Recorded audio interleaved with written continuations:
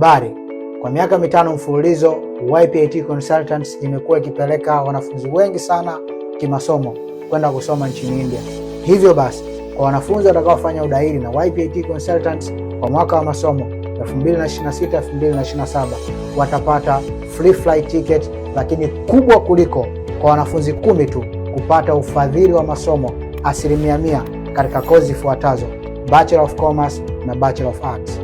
Sio tu free tickets pamoja na ufadhili wa masomo, lakini pia nakupa sababu za wewe mwanafunzi kuichagua India kama destination yako ya masomo: high technology, quality education, unafuu wa maisha pamoja na hostel zenye usalama.